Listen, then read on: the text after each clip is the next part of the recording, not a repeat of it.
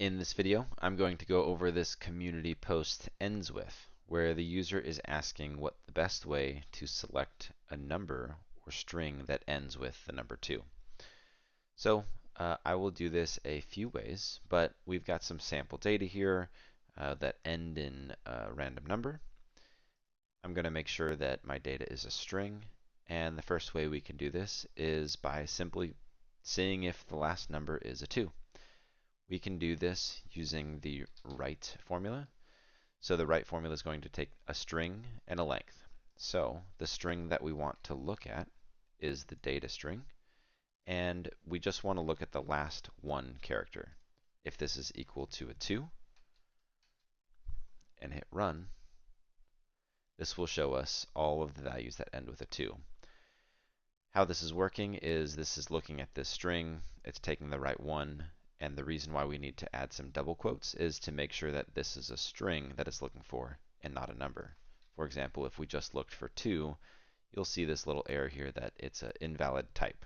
On this side, when we take the right of a value, that's going to produce a string, and we want to be able to make it equate to another string.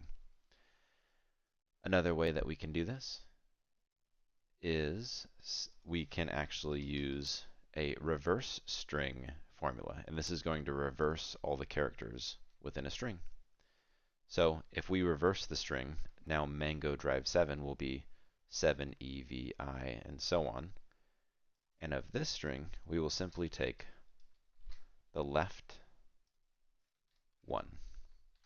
And if the left character of the reverse string is equal to 2, that will also give us all of the values that end with a 2.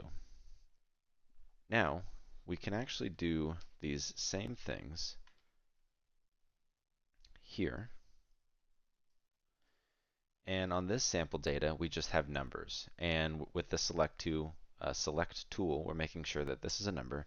However, you'll notice that we are immediately getting errors because it's a type mismatch. A number is provided where a string is required.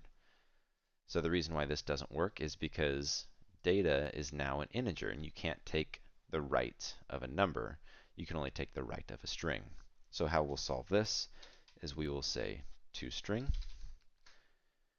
which is going to convert the value of this field into a string, and now it'll work just the same. So now we're taking the right of data, which we've made sure is a string, on the order of 1 character, and if that character is equal to 2, it will be filtered out. And we can do the same thing here.